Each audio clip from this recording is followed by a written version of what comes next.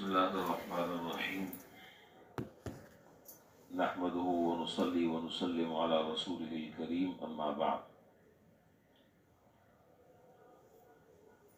حضرت عبداللہ بن بسر رضی اللہ تعالی عنہ مشہور صحابی ہیں. یہ روایت انہی سے مروی ہے. فرماتے ہیں کہ جناب نبی کریم صلی اللہ علیہ وسلم کی خدمت میں دو دیہاتی صحابہ، دیہات کے رہنے والے جن کو اعرابی کہا جاتا ہے، تو دیہات کے رہنے والے دو صحابی حضور صلی اللہ علیہ وسلم کی خدمت میں حاضر ہوئے.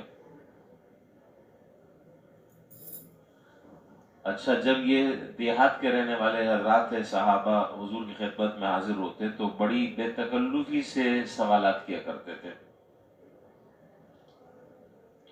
اور جناب نبی کریم صلی اللہ علیہ وسلم ان حضرات کی بڑی رعایت فرماتے تھے. اس لیے کہ آپ کو معلوم ہے کہ یہ لوگ بڑے سیدھے سادے ہوتے تھے، نہ کوئی اتنی زیادہ تعلیم ہوتی تھی، نہ اتنا زیادہ کوئی تکلفات ہوتے تھے، اور بھولی بھالی باتیں کیا کرتے تھے. اور عام طور پر تعلیم و تربیت اس درجے کی نہیں ہوتی تھی جیسے کہ شہروں میں رہنے والوں کی ہوتی ہے. جو بات سمجھ میں آ گئی، دماغ میں آ گئی، جا کے پوچھ لیا. تو حضور صلی اللہ علیہ وسلم ان کی اس سادگی کی بڑی رعایت فرماتے تھے کہ بس اوقات جیسے بھی سوال کر لیا، نہ کوئی ڈانٹ ڈپٹ، نہ کوئی ناراضگی، نہ کوئی غصہ، سن کر جواب ارشاد فرما دیتے تھے.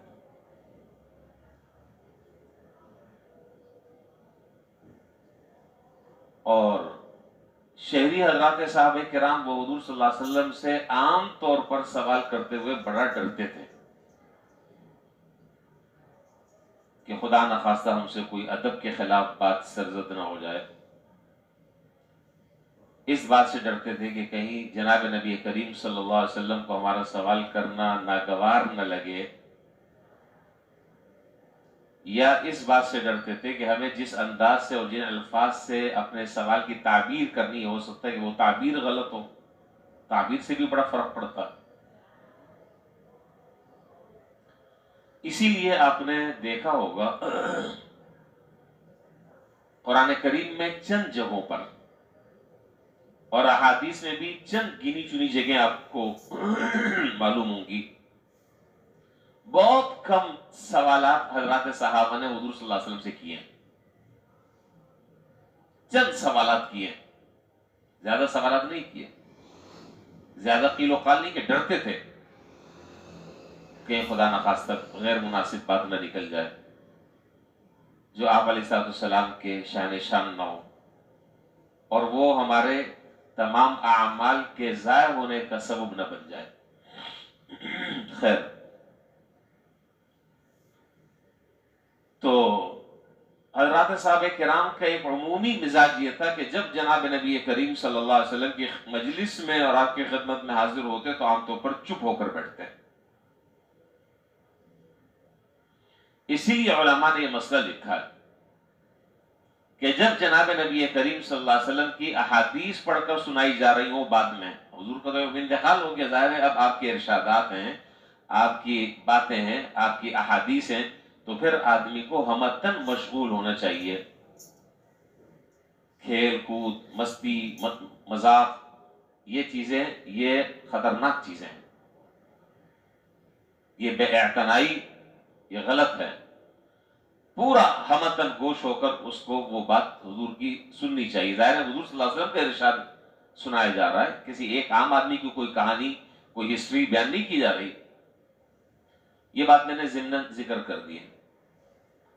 تو حضرات صحابہ جو ہے وہ ان کا عمومی مزاج یہ تھا کہ جب حضور صلی اللہ علیہ وسلم کی خدمت میں حاضر ہوتے تو چپ ہو کر، خاموش ہو کر بات کو سنتے اور کوشش کرتے کہ بس اس کو اسی طریقے سے یاد کر لیں، اور یاد کر کر فوراً بس اب اس پر عمل شروع کر دیں. زیادہ سوالات نہیں کرتے تھے. تو جب حضور صلی اللہ علیہ وسلم کی خدمت میں دیہات کے رہنے والے حضرات صحابت تشریف لاتے تو ان کے اوپر کوئی پابندی نہیں تھی، جیسے چاہیں آئیں، پوچھیں، سوال کریں، حضور جواب دیتے تھے۔ تو اسی لیے حضرات صحابہ کہتے ہیں کہ ہم اس بات کا انتظار کیا کرتے تھے کہ کوئی سمجھدار دیہاتی آئے، دیہات کا رہنے والا آئے اور وہ حضور سے سوال کرے اور آپ اس کا جواب ارشاد فرمائیں اور اسے ہمیں فائدہ پہنچ جائے۔ ہمارے اندر تو اتنی ہمت اور جرت نہیں ہوتی تھی، تو ہم یہ دعا کرتے تھے کہ اللہ کرے کوئی سمجھدار آدمی آئے اور آ کر کوئی بات پوچھے حضور سے، اور ظاہر ہے کہ جب وہ پوچھیں گے تو آپ علیہ السلام اس کا جواب بھی ارشاد فرمائیں گے، اس طرح ہمارا بھی فائدہ ہو جائے گا۔ ایسے ہی ایک موقع پر دو اعرابی جناب نبی کریم صلی اللہ علیہ وسلم کی خدمت میں حاضر ہوئے۔ ان میں سے ان دونوں آدمیوں نے دو سوال کیے، وہ دونوں سوال آپ کی خدمت میں گوش گزار کرنا ہے۔ ایک صاحب نے پوچھا جناب نبی کریم صلی اللہ علیہ وسلم سے کہ اللہ کے رسول یہ فرمائیے کہ وہ کون سی صفات ہیں، وہ کون سی خوبیاں اور کمالات ہیں کہ جن کی وجہ سے یہ سمجھا جائے کہ یہ آدمی سب سے اچھا ہے۔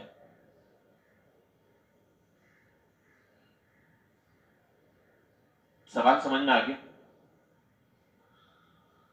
اس پر جناب نبی کریم صلی اللہ علیہ وسلم نے فرمایا کہ سب سے اچھا، سب سے خوش نصیب، سب سے سعادت مند وہ آدمی ہے۔ اچھی طرح ذہن میں بٹھا لیں،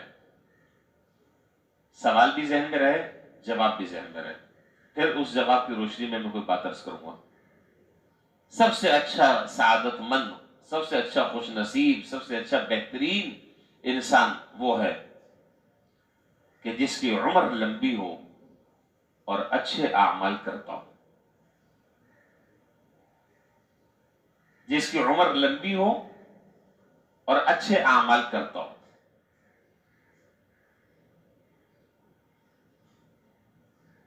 دوسرے صاحب نے ایک دوسرا سوال کیا، اس پر پھر بعد میں بات کریں گے، پہلے میں اس سوال کو مکمل کر لوں۔ عمر لمبی ہو اور عمر لمبی ہونے کے ساتھ ساتھ اعمال اس کے اچھے ہوں، تو حدیث سے یہ بات معلوم ہوئی اس روایت سے کہ ایک آدمی کی اگر عمر لمبی ہے اور لمبی عمر کے ساتھ وہ اچھے اعمال کر رہا ہے تو اللہ تعالیٰ کی طرف سے بڑی عظیم نعمت اس کو ملی ہوئی ہے۔ اور اگر اللہ نہ کرے، اللہ نہ کرے، اللہ نہ کرے، عمر تو ہے لمبی لیکن وہ بیچارہ تو اتنی عمر کو پہنچ گیا، اس کو تو ابھی زندگی گزارنے کا اس کے سامنے کوئی مقصد ہی نہیں ہے، وہ تو اب تک کہ جو ہے وہ کھیل کود میں لگا ہوا ہے، کبھی کیرم بورڈ کھیل رہا ہے، کبھی وہ کیا کہتے ہیں اس کو، وہ جو اسنوکر، مجھے تو نام بھی نہیں آتا، اس پہ لگا ہوا ہے، کبھی ہوٹل پر گھنٹوں وقت ضائع کر رہا ہے، کبھی کسی جگہ پر مجلس آرائی میں۔ عمر لمبی ہے تو اس کا مطلب یہ کہ یہ لمبی عمر تو ہے لیکن اعمال خیر سے خالی ہے، نیکیوں سے زندگی خالی ہے۔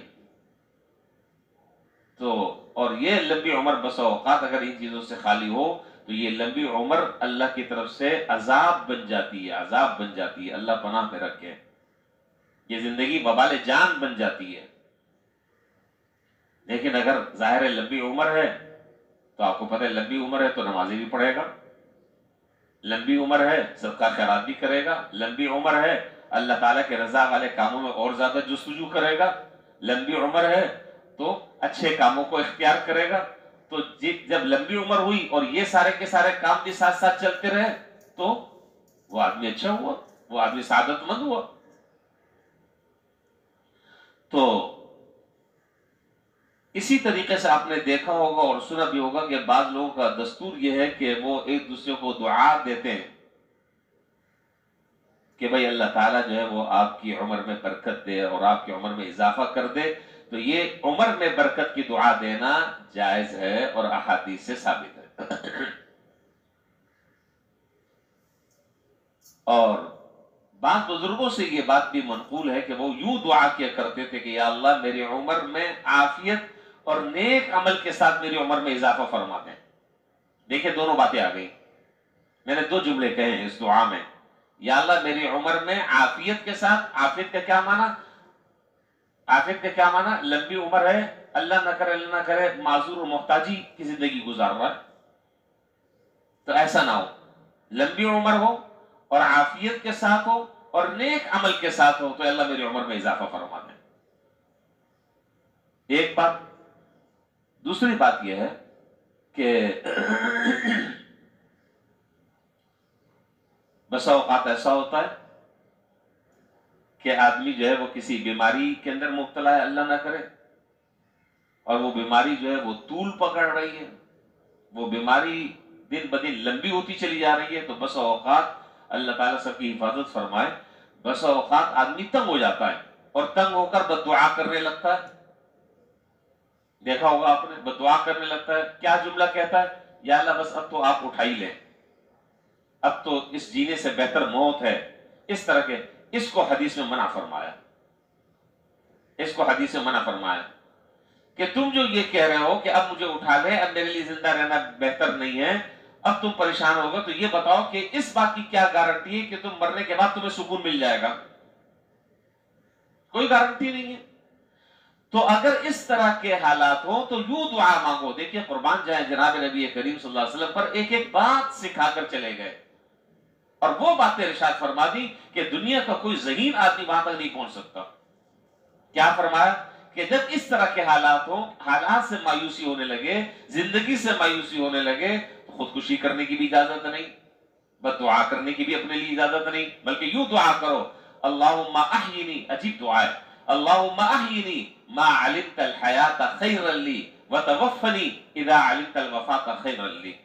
یا اللہ جب تک کہ میرے لیے زندہ رہنا بہتر ہو اس وقت تک کہ مجھے زندگی عطا فرما دیں، اور جب دنیا سے رحلت کر جانے کا وقت میرے لیے بہتر ہو تو مجھے اسلام پر موت عطا فرما دیں. ایسی عجیب و غریب دعا فرمائی.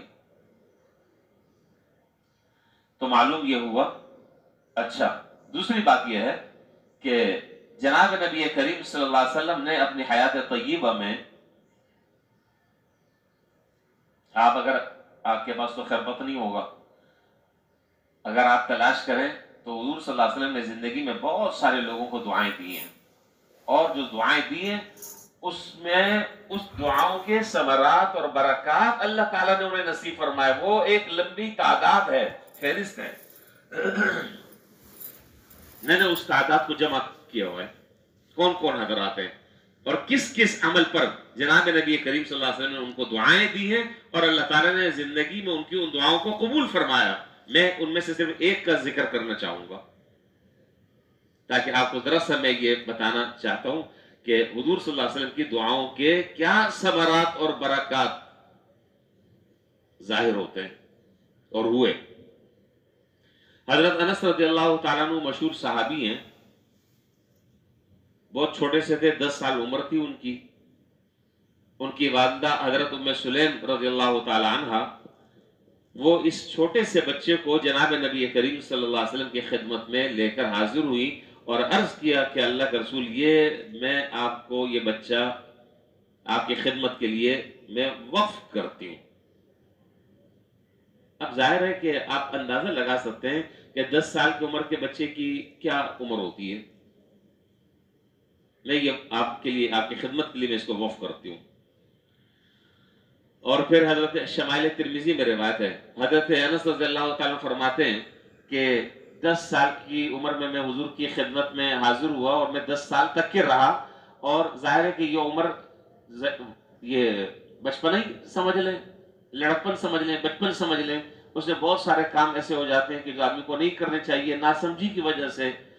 تو کہتے ہیں کہ کبھی ایسا نہیں ہوا کہ جناب نبی کریم صلی اللہ علیہ وسلم نے کسی کام کے نہ کرنے کی وجہ سے مجھ سے یہ کہا کہ یہ کام کیوں نہیں کیا، یا یہ کام تم نے کیوں غلط کیا. آج تک 10 سال میں کبھی میں نے جملہ حضور کی زبان سے نہیں سنا. بہت سی مجھ سے غلطیاں ہوئی ہوں گی، لیکن آپ نے اس کو نظر انداز کر کے کبھی جملہ ارشاد نہیں فرمایا. بہرحال خدمت کی 10 سال تک. اور جب 10 سال تک یہ خدمت کی تو ایک موقع پر جناب نبی کریم صلی اللہ علیہ وسلم نے ان کو 4 دعائیں دی ہیں. کتنی کتنی 4 دعائیں دی. میں آپ سے اس لیے میں پوچھ رہا ہوں کہ بعد بیچاروں کی آنکھیں بند ہو رہی ہیں، تو میں چاہ رہا ہوں کہ ذرا سے وہ بھی بولیں اور 2 منٹ کے لیے آنکھ کھولیں تاکہ ان کو پتہ چل جائے میں کیا کہہ رہا ہوں. کتنی دعائیں دی؟ اچھا سارے جاگ رہے ہیں الحمدللہ. 4 دعائیں دی. میں یہاں ضمناً ایک بات اور بھی ذکر کر دوں. دیکھیں بات سے بات نکلتی ہے. ایک ہوتا ہے کسی سے دعا کی درخواست اور التجا کرنا، ٹھیک، اور ایک ہوتا ہے کہ کسی کی اتنی خدمت کرنا اتنی خدمت کرنا اتنی خدمت کرنا کہ آپ کے کہے بغیر اس کے رونگٹے رونگٹے سے روئے روئے سے دعا نکل جائے. تو کون سی دعا پہنچتی اوپر؟ کون سی دعا اوپر پہنچتی ہے؟ وہ والی دعا پہنچتی ہے جو خود سے آدمی اس کا دل خوش ہو رہا ہے اور دل خوش ہو کر وہ کسی کو دعا دے رہا ہے. اس دعا کا آپ اندازہ نہیں لگا سکتے.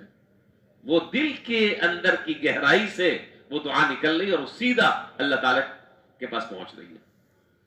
تو جب حضور کی خدمت کی ہوگی اور کس انداز سے کی ہوگی اور کیسے حضور کو راحت پہنچائی ہوگی، آپ نے 4 دعائیں دی. آپ نے فرمایا اللہم بارک فی مالی،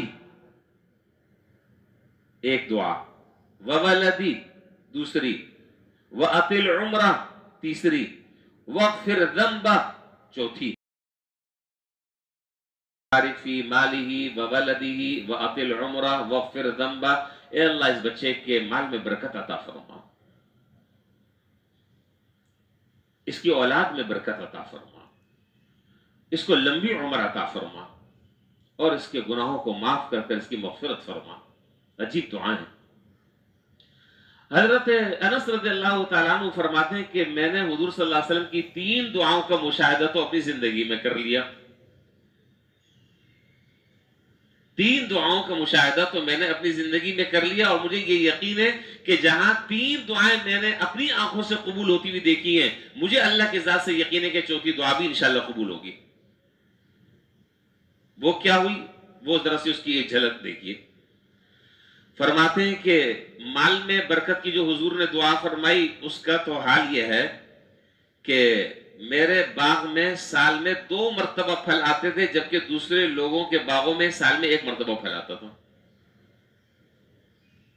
عام لوگوں کے باغ میں سال میں 1 مرتبہ پھل آتا تھا اور میرے باغ میں 2 مرتبہ پھل آتے تھے.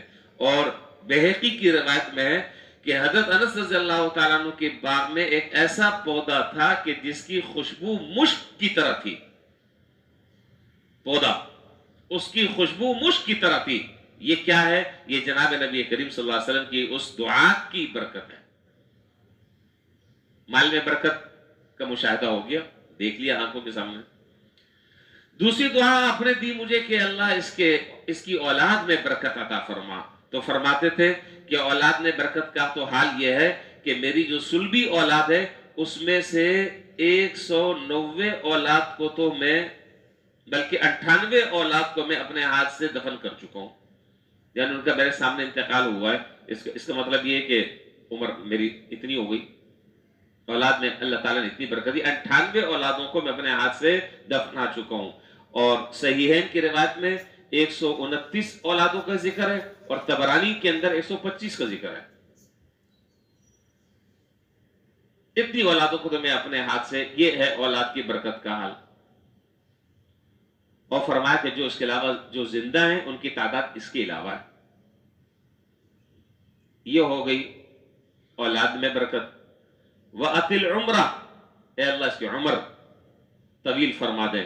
فرماتے ہیں کہ اب تو عمر اتنی لمبی ہو گئی ہے، اتنی عمر لمبی ہو گئی ہے کہ اب تو مزید جینے سے دل اکتاتا ہے، دل اچاٹ ہو گیا ہے، اتنی لمبی عمر ہو گئی ہے. لہذا مورخین نے لکھا کہ حضرت انس رضی اللہ تعالیٰ عنہ کا انتقال 99 سال کی عمر میں ہوا ہے، اور دوسرا قول یہ ہے کہ 103 سال کی عمر میں ہوا ہے. کتنی دعائیں ہو گئی حضرت؟ کتنی ہو گئی؟ 3. چوتھی دعا آپ نے یہ فرمائی تھی کہ وَغْفِرْ ذَنْبَ، اے اللہ اس کے گناہوں کو معاف کر دے، مغفرت فرما دے. تو فرماتے ہیں کہ جہاں 3 دعائیں قبول ہوئی، مجھے اللہ تعالیٰ کے رحمت سے امید ہے کہ جب انشاءاللہ میرا انتقال ہوگا تو اللہ میری مغفرت بھی فرما دے گا.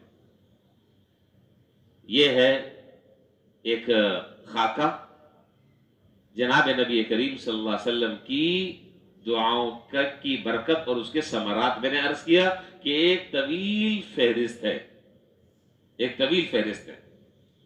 ایک بات تو میری یہ ختم ہو گئی، اللہ تعالیٰ نے ہم میں سے ہر آدمی کو زندگی دی ہے، اور یہ زندگی انسان کا ایک قیمتی اثاثہ ہے، ایک قیمتی سرمایہ ہے. جس کی جتنی زندگی ہے، اگر تو وہ زندگی کام میں لگا رہا ہے تو خوش نصیب آدمی ہے، اور اللہ نہ کرے اگر وہ زندگی بغیر کسی عمل کے، نیک عمل کے، بغیر طاعات کے، عبادات کے، نیکیوں کے گزر رہی ہے، تو یہ لمحہ فکریہ ہے. یہ ہمیں سوچنا چاہیے. اس پر میں انشاءاللہ پھر کل بات کروں گا. تو خلاصہ کیا نکلا؟ خلاصہ یہ نکلا کہ اگر کسی کو دعا دینی ہو تو اس کو یوں دعا دی جائے کہ اللہ تعالیٰ اس کو عافیت کے ساتھ، بولیں آگے بولیں، اللہ تعالیٰ اس کو عافیت کے ساتھ لمبی عمر دے دے. ایک بات. اور دوسری بات یہ ہے کہ دعا کی درخواست اپنی جگہ ہے. میں یہ نہیں کہہ رہا کہ دعا کی درخواست کرنا ناجائز اور حرام اور منع ہے، نہیں. دعا کی درخواست کے بجائے دعا لینے کی کوشش کی جائے. آپ سمجھ رہے ہوں گے میرا مطلب کیا ہے. دعا لینے کی کوشش کی جائے. اللہ تعالی ہم سب کو ان باتوں پر عمل کی توفیق عطا فرمائے.